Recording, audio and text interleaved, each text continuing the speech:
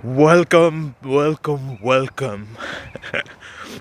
2-3 हफ्ते हो गए वीडियो अपलोड किए क्योंकि आज की जनरेशन के पास टाइम ही नहीं है। वीडियो अपलोड करने के लिए टाइम ही नहीं है। हस्बैंड काम पे जाता है, वाइफ काम पे जा रही है, बच्चे भी काम पे जा रहे हैं। वापस आते हैं, ऊबर ईट से खाना ऑर्डर करते हैं और फिर सोने चले जाते हैं। ये है आज का लाइफ। बट नया जो चटपटा एक खबर जो आया है वो ये है कि इंडिया में जो मेडिसिन, इंडिया फेमस है मेडिसिन फार्मास्यूटिकल्स एक्सपोर्ट करने के लिए। बट रिसेंटली न्यूज़ में आया 13-14 बच्चे जो है ख़त्म हो गए क्योंकि ये कफ सिरप पिए। और इसमें एक बहुत डिटेल में जो स्टोरी है वो एक चैनल है जिसका नाम है देशभक्त।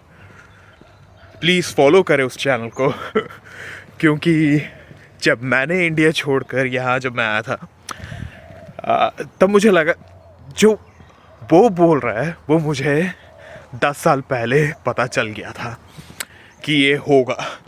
और तभी हमने ये डिसीजन लिया कि बेटर निकल जाओ, नहीं तो रोना ही रोना होगा। और आज देशभक्त जो है, जो चैनल के एंकर हैं, जो प्रेजेंट करते हैं स्टोरी, वो सेम चीज़ें बोल रहे हैं जो मैं 10 साल पहले बोल रहा था। बट अब आपको मैं रेकमेंड करूँगा देशभक्त सर्च करें और फॉलो करें उन्हें, उनके वीडियोस देखें क्योंकि उनकी स्टोरी है जो उन्होंने बोला वो एक हद तक सच है।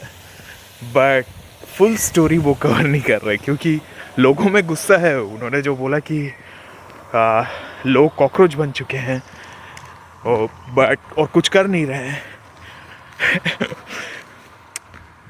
लोग करना चाहते हैं बट क्या करें, जो मेजॉरिटी पॉपुलेशन है वो 9 to 5 पॉपुलेशन है जो टैक्स पे करती है। और अगर ये काम पे ना जाए, सड़क पे उतर जाए प्रोटेस्ट करने के लिए, तो इन्हें काम से निकाल दिया जाएगा। अब घर का मॉर्गेज, रेंट, ये सब कौन देगा? तो उस डर पे ये प्रोटेस्ट करने भी नहीं जा सकते। गुस्सा सबके अंदर है बट कैपिटलिज्म, पैसे की वैल्यू तभी पता चलती है हमें जब हमारे पास पैसा नहीं होता। तो जो लोग प्रोटेस्ट नहीं कर रहे, वो क्यों नहीं कर रहे वो मैं समझ सकता हूँ। क्योंकि एक ऐसी कंट्री में, जहाँ ऑस्ट्रेलिया जैसी कंट्री में मैं रह रहा हूँ और मेरे पास टाइम नहीं है, तो इंडिया जैसी कंट्री में जो लोग रह रहे हैं उनका तो मैं सोच ही सकता हूँ। और ये स्टेट आ चुका है इंडिया का कि रिसेंटली मैंने एक आर्टिकल पढ़ा जिसमें ये कह रहे थे कि बहुत सारे ऐसे स्टेट्स हैं जहाँ पे बच्चे जो हैं वो क्लास 12 कंप्लीट कर लिए या कॉलेज डिग्री मिल गई, फिर इंडिया में रुकने का मतलब ही नहीं है, इसलिए बाहर ही निकल जाओ। तो मैक्सिमम जो लोग हैं वो दुबई, कतर, ये सब जगह जा रहे हैं और वहाँ काम कर रहे हैं। फिर जो लकी हैं वो डेवलप्ड कंट्रीज़ में जा रहे हैं। तो ये हो रहा है और इसे ब्रेन ड्रेन बोलते हैं। अब जब इतना ब्रेन ड्रेन हो रहा है तो एक टाइम आएगा जब इंडिया में सिर्फ बुढ़े लोग रहेंगे और यही बुढ़े लोग पावर में रहेंगे। और जो बुढ़े लोग हैं उनको बेसिक नेसेसिटीज़, लाइक यहाँ का, ऑस्ट्रेलिया का आपको बताता हूँ, लोग बुढ़े हो जाते हैं 70-80 ईयर्स हो जाता है। तो यहाँ का कल्चर डिफरेंट है। यहाँ पे बच्चों को उनकी रिस्पॉन्सिबिलिटी ऐसी नहीं है कि उन्हें, जो माँ बाप अगर आपके बुढ़े हो गए तो उनको घर पे ही रखें।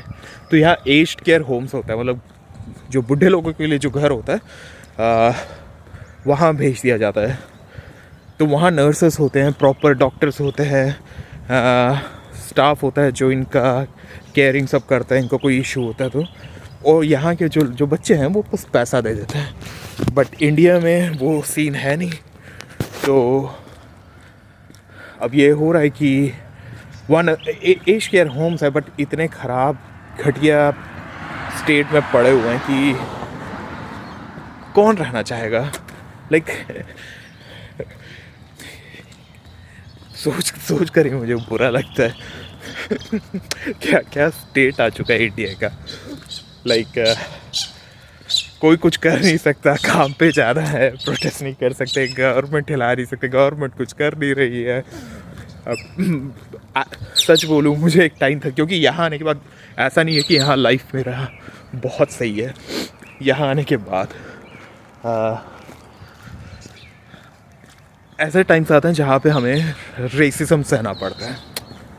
तो वो सबके साथ होता है। जापानीज आते हैं तो उनके साथ होता है, चाइनीज़ आते हैं उनके साथ होता है, तो इंडियंस आते हैं इंडियंस के साथ होता है। तो ये नॉर्मल हो चुका है, यहाँ पे नॉर्मलाइज कर दिया गया है। बट तब एक टाइम लगता था कि यार काश इंडिया अगर जापान, कोरिया, साउथ कोरिया जैसा होता है तो वापस मैं इंडिया चले जाता। लाइक डेवलप्ड होता, क्लीन होता। भले मुझे करोड़ रुपए ना मिले, बट एक लिविंग वेज अगर मिलता वहाँ, और इंफ्रास्ट्रक्चर अच्छा तगड़ा होता, बेसिक नेसेसिटीज़ है वो मिलती, लाइक अच्छे ट्रेन, यू नो, और लोग खुश होते, तो यहाँ आने की ज़रूरत ही नहीं है। बट ये सब लगा था कि तब तो दिखा नहीं, इसलिए मूव हो गए यहाँ पे। बट फिर कभी कभार ऐसा सोचता था कि काश ये हो सकता है, मतलब इवेंचुअली जो नए लोग आएंगे, यंग गवर्नमेंट फॉर्म होगी, और ये लीडर्स चेंज करेंगे ये सब। बट वो सब अब एक सपना सा हो गया है। अब मैं सोचता नहीं उसके बारे में, क्योंकि एक ऐसा टाइम था जब मुझे लगता था कि यार काश डेवलप हो जाए, तो डेवलप भी नहीं, बट एक लिविंग स्टेट में आ जाए तो वापस इंडिया आ सकते हैं। बट चलो, डिसीजन अपना गलत नहीं था। बट जब न्यूज़ देखता हूँ, जो यूट्यूब चैनल्स मैं फॉलो करता हूँ, जैसा देशभक्त जो चैनल मैंने बोला, जब इनके रिपोर्ट्स देखता हूँ, ये जो स्टोरी बताते हैं सुनता हूँ, तो बहुत बुरा लगता है। क्योंकि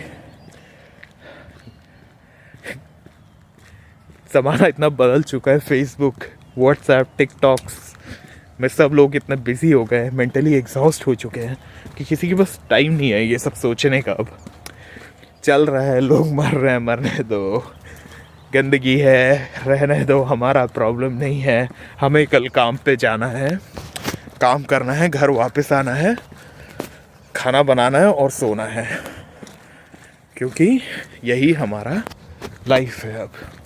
और फिर यही जो स्टेट है, इसमें हम जीते रहेंगे। क्योंकि मुझे आज भी याद है, जब मैं 10 साल 12 साल पहले की बात है, इंडिया में जब रहता था, तब ये क्या कूड़ा साफ़ करो का अभियान कुछ चला रहे थे। मतलब जो कचरा है उसको साफ़ करने का, जो वहाँ का लोकल गवर्नमेंट है, म्यूनसिपैलिटी कुछ है, उन्होंने ये चलाया था। तो उसमें न्यूज़पेपर में एक आर्टिकल था जिसमें दिखाया था कि एक बंदा है, खाना कुछ खा रहा है और जो प्लास्टिक कवर है वो घर के बाहर फेंक रहा है। तो उसका घर बहुत साफ़ है, बट जो घर का सराउंडिंग है वो पूरा गंदा है। तो वही स्टेट होने वाला है इंडिया का, क्योंकि हम सब बिज़ी अपने लाइफ में, किसी के पास टाइम नहीं है। फेसबुक, व्हाट्सएप, यही चल रहा है। और जो फेसबुक, व्हाट्सएप है, वो जो ओन करते हैं ये सब चीज़ें, वो सब अपना टॉप लाइफ जी रहे हैं। और जो मिडिल क्लास 9 to 5 है, वो बस कंप्लेन करते रहेगी, फिंगर पॉइंटिंग करते रहेगी। और मैं उनका भी साइड समझ सकता हूँ। उनके पास टाइम ही नहीं है भाई, काम करके वापस आओ, उसके बाद फैमिली के लिए टाइम नहीं है, तो फिर कहाँ ये सब के लिए टाइम होगा। बहुत डिप्रेसिंग स्टेट है। बट जहाँ आपको खुशी मिलती है वहाँ खुशी ढूंढो और लाइफ में हैप्पी रहना सीखो, क्योंकि मैं ये जो वीडियो है वो एक पॉजिटिव नोट में एंड करना चाहता हूँ। तो हैप्पीनेस इज़ अ की टू लाइफ। खुश रहो और खुशी दूसरों के साथ शेयर करो। अगर आप कमेंट्स में मुझे बताना चाहते हैं कि अगर मैं गलत हूँ, do feel free to comment, क्योंकि मुझे पसंद है लोग जब क्रिटिक करते हैं, मुझे गलत प्रूफ करते हैं। तो आप कमेंट में मुझे बताओ अगर आपको लगता है मैंने जो अभी बोला वो गलत है। अगर गलत है, क्यों गलत है, और फिर हम डिस्कशन आगे बढ़ा सकते हैं। नेक्स्ट वीडियो में हम डिस्कस कर सकते हैं। तो आज के लिए बस इतना ही, मिलते हैं नेक्स्ट वीडियो में।